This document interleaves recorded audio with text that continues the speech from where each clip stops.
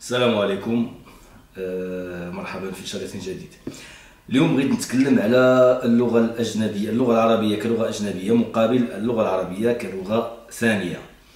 يعني في كثير من المناسبات كنت كنحاول نأكد على أن اللغة التي ندرس المتعلمين الذين يأتوننا إلى مدارسنا خاصة تكون اللغة عربية أجنبية وليست لغة عربية ثانية. وآن الأوان باش نوضح الفرق بيناتهم. ما الفرق بين اللغة الأجنبية واللغة الثانية؟ هو الفرق متعلق بالسياق، يعني بكل بساطة متعلق بالسياق. اللغة الأجنبية ما كاينش بزاف ما يتقال عليها سوى أنها أجنبية تماما عنك، يعني واحد اللغة اللي ما عارف فيها حتى شي حاجة. ما هي اللغة ديال والديك؟ ما هي اللغة ديال الشارع؟ ما تربيتيش معاه ما بحال بالنسبة لنا حنا هنايا. أنا كمقيم كمغربي أتقن العربية والفرنسية والإنجليزية ولا أتقن الإسبانية ولا أعرف شيئا عن الإسبانية.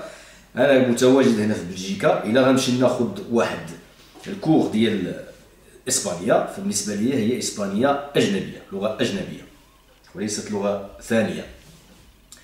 نفس الشيء حتى الفلامانية بالنسبة لي أنا هنا في بروكسل لغة أجنبية، ولكن كون كنت في أنفيرس الفلامانية غتكون بالنسبة لي لغة ثانية. دونك السياق مختلف. علاش؟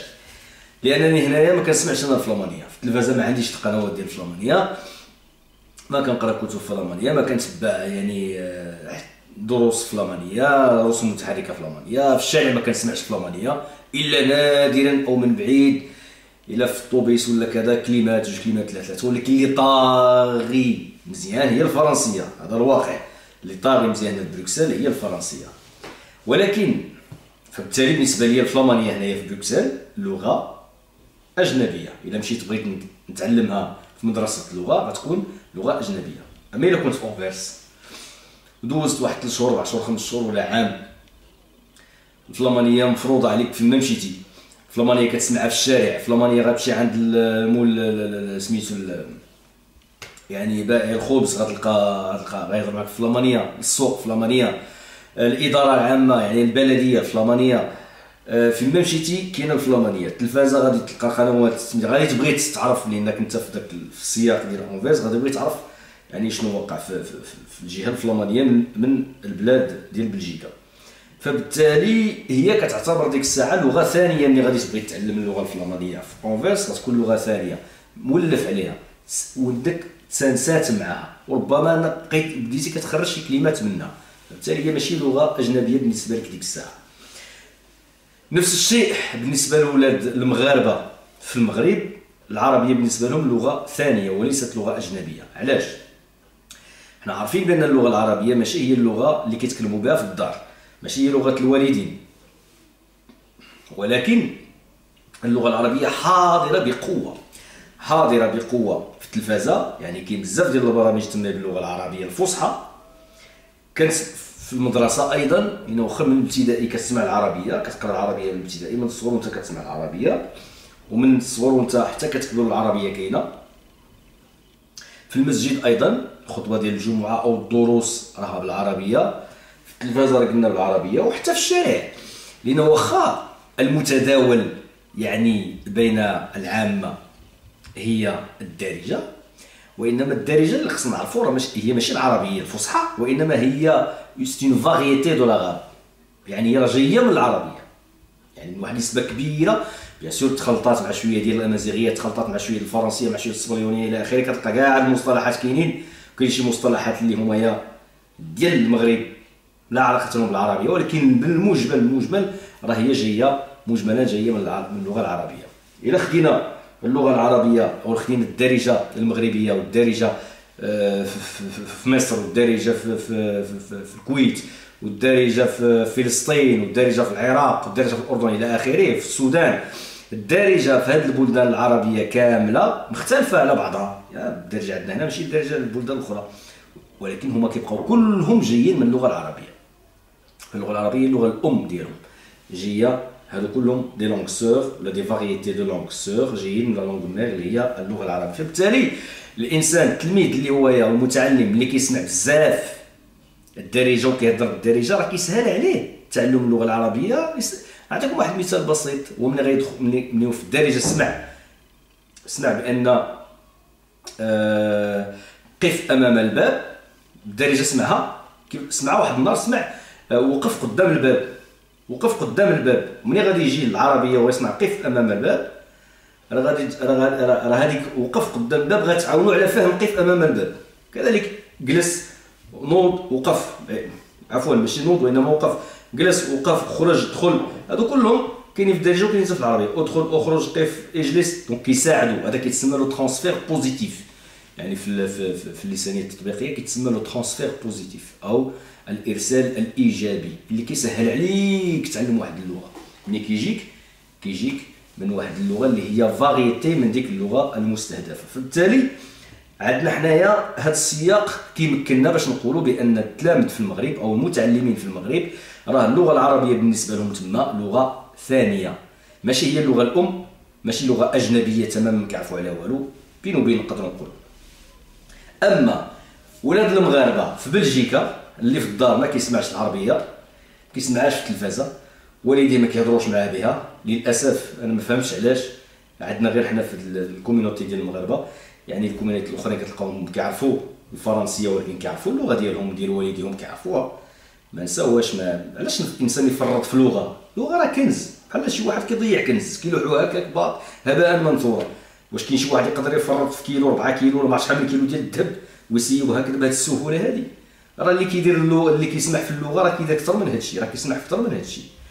فما بالك الا كان ديك اللغه الام حامله المعاني الاسلاميه، المعاني لي كونسيبت. راه قلت لكم ان الكلمه راه ماشي غير كلام كيتقال وصافي، راه سينيفيو كونسيبت. راه هذاك الكونسيبت كيكون مع اللغه اللي تسمع اللي تخاد بها داك الكونسيبت. ما عنديش الوقت باش نفصل في هذه المساله هذه، وانما تجي مناسبه ان شاء الله باش توضح الامر. خطير جدا الانسان يفرط في اللغه الام ديالو. فبالتالي في الدار لا ما كاين باس. الا كانت الام تهضر بالفرنسي ما تهضرش كاع تهضر بالفرنسي، اللهم الا مسكينه كتعرفها غير هي. الاب يهضر يبدل، ما يضيعوش الولد، ما يخلوش يضيع واحد اللغه من اللغه الام، اللغه اما ديال الام اما ديال الاب. على اي ففي الدار هنايا غالبا ما كيسمعوش اللغه العربيه لا في التلفازه ولا الوالدين ولا في كيسمعوها ملي كيجيو للمدرسه. فبالتالي هي بالنسبه لهم لغه اجنبيه تماما. حسن اذا فرقت بين لغه اجنبيه ولغه ثانيه من ناحيه غير يعني التعريف، ولكن شنو هو الوقع على هذا في مسلسل التعلم. ملي غيجي غير يتعلم العربيه، حنا عندنا برنامجين مختلفين. الا كان بالنسبه له اللغه العربيه لغه اجنبيه، البرنامج ما يكونش بنفس الشكل ونفس الوتيره بحال البرنامج ديال اللغه العربيه كلغه ثانيه. نعطيكم امثله. بالنسبه للغه العربيه كلغه ثانيه، الوتيره باش كيمشيو بها الدروس كتكون بواحد الشكل اسرع، لانه ديجا منغمس في اللغه. الوتيره كتمشي بواحد الشكل اسرع. الوغ كلغه ثانيه الوتيره بطيئه جدا. داكشي علاش اللغه اللي كتخاد كلغه اجنبيه كتسمى لا لونغ دو باز. بحال دابا لونغلي الانجليزيه كلغه اجنبيه كيسموها بيسيك انجليش، لونغلي دو باز.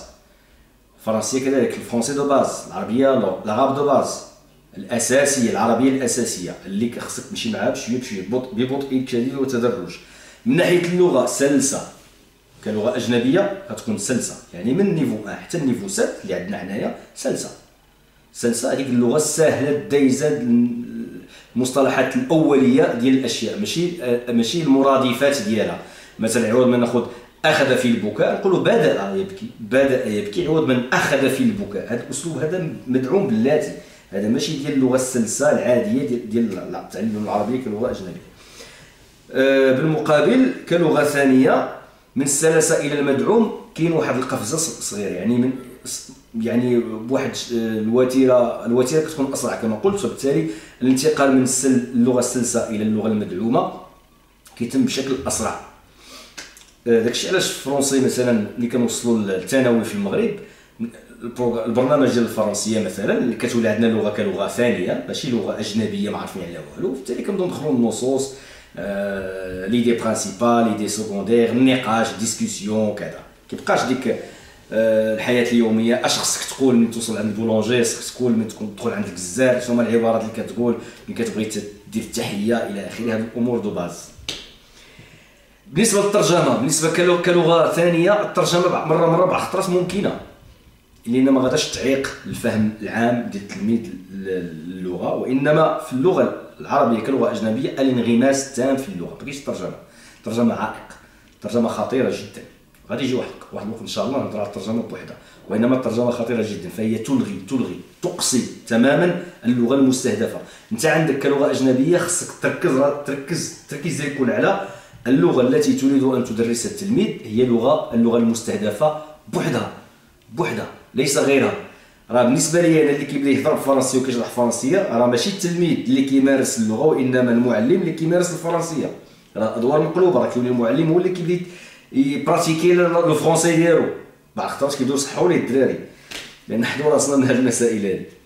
فالانغماس تام في اللغه، ما كاينش الترجمه غير العربيه. وانا قلت في الشريط الاول لو انك تتكلم وتستعمل الحركات ولي غريماس وجميع ما بامكانك، الرسم، تمثل، كتبكي، تمثل، كتضحك، الى اخره، تستعمل الادوات اللي عندك، ما غاديش تحتاج الترجمه. المعكاز هو اللي بالنسبه لينا، المعكاز اللي كيبغي يترجم، اللي ما باغيش يسد على راسو كيسحب ليه غيترجم واني راسو، ولكن ما يعاونش التلميذ، ما يساعدش التلميذ على التعلم يعرفها. فبالتالي الانغماس التام في اللغه. ايضا هناك قواعد النحو ممكنه بالنسبه للغه كلغه اجنبيه. ديك الساعه واخا نبقاو ندخلوا لهم مره نشرح لهم النحو يعني، ولكن كيبقى دائما بشكل مبسط. يعني نقدر نقول مثلا هذه مثلا دخلتي كان كتقول راه كان، ملي كتدخل على المبتدا والخبر تقدر تسمي كان هذا مبتدا وخبر، واذا دخلت على المبتدا والخبر كان فهي ترفع المبتدا وتنصب الخبر. ان كذلك، ولكن مش محتاج تقول كان واخواتها، كان ما زال ما فاتئ، سي با المومون. الدري محتاج لهذا الشيء، محتاج يقدر يعرف مثلا ترفع المبتدا وتنصب الخبر، هذه اتقان شي مشكل. اما بالنسبه اللغه العربيه كلغه اجنبيه، ماشي دابا انك دير القواعد اللغه، لان هو باقي خصو اللغه يتمكن منها، يبدا يهضر بها ويدوي معاك بها، ما غيوصل لهذا الشيء حتى لواحد النيفو، حتى ما فوق المتوسط، ربما الافونسي. ديك الساعه انتقل من ديك المرحله ديال ان هي لغه اجنبيه بالنسبه له، فبالتالي كاين الامكان انك دير ليه القواعد ديال اللغه. دابا لا، ما تفيدك تبدا تشرح ليه القواعد وهو باقي ما متمكنش من اللغه. مساله كنظن بديهيه. وناخذ من النحو دون تسميات، يعني بالنسبه للغه العربيه كلغه اجنبيه كناخذ من النحو بلا ما نسميو. النعت، البدل، تجيب لي نص ما نقدرش نعرفو، وهذا يمنع انني ما نفهمش ذاك النص، ولهذا يمنع انني ما نقدرش ندير واحد التعبير كتابي وبالمستوى العالي، واخا ما نعرفش نعرب، واخا ما نعرفش الاعراب. فخصنا نحدوا الاهداف ديالنا. حنا بغينا في الاول يتمكن من اللغه، يكتبها مزيان ويتقراها مزيان ويفهمها مزيان، وديك الساعه يتوسع فيها ما شاء الله. الا توسع فيها ولا ضابط النحو وضابط القواعد وضابط الاعراب، يعرف ما شاء الله. فبالتالي الله يجزيكم بخير، نحاولوا ما امكن نعرفوا اش خص التلميذ. اللي خصو انه ينغمس في اللغه، وانه يمارس اللغه، ويمشي ويجي في اللغه بدون عوائق. وكنصحوا كما شرحت لكم من قبل بواحد الشكل اللي ما يعيقش مسلسل البناء، وكنصحوا يعني بشكل خفيف ظريف، وبواحد الشكل اللي ما كيمنعش التلميذ من انه ما يشاركش مازال. غنجيو لهاد المساله هذه سيرتو الدراري الصغار، لان داخل في البيداغوجي انك ملي كتبغي تصحح ما كتصححش بخطا، غادي نجي ليها ان شاء الله في مره اخرى. كذلك كتنعكس المساله على قضيه المحاور بالنسبه للغه العربيه كلغه ثانيه، كتعدى المحاور الحياه اليوميه. كندخلوا للشعر، كندخلوا سميتو الادب، كيولي الاسلوب يقدر يولي اسلوب ادبي. كندخلوا القصص ولا شخصيات تاريخيه. دابا حنا عندنا دابا في الخامس ولا السادس الدراري ديالنا حنا كيبداو يديروا لهم هذا الشيء، ما عارفينش بلي راه داك 5 سنين ولا 7 سنين كل راه كتساوي عام في المغرب، وديجا السيد راه بحال راه تمكن ولا كيطير في اللغه. كيجيبوا لهم الفارابي والزمخشري الخوارزمي، هادو شخصيات اسلاميه يدير لهم النصوص. راه باقي السيد راه باقي العربيه ما تمكنش منها باش انك تدخل ليه لهذا الشيء. هذا الشيء يجي وقته ان شاء الله، هذا الشيء كله غنديروه. حنا غير كنختاروا يعني حين يصل الوقت المناسب، ما نبقاوش نتسرعوا، لا نتسرع، لا نستبق الاحداث. المحاور بالنسبه للغه العربيه كلغه اجنبيه، محاور الحياه اليوميه. الحياه اليوميه في السوق، عند البائع كذا، الصيدليه، عند يعني الرياضة، العطلة الصيفية، نزهة، تزلج، المسائل المتعلقة بالحياة اليومية. وكنبقاو غاديين على هذا الشيء حتى سميتو بعض القصص، بعض الحياة اليومية اللي كتضحك، بحال المسائل ديال اللي كان كيدير بوكماخ يعني في الكتاب ديالو يوسف يمثل. يعني كتبقى راه الأسرة، ولكن خدا واحد القصة من الأسرة، من محور الأسرة، ودار بشكل فكاهي جيد. شكرا على الانتباه، والسلام عليكم ورحمة الله وبركاته.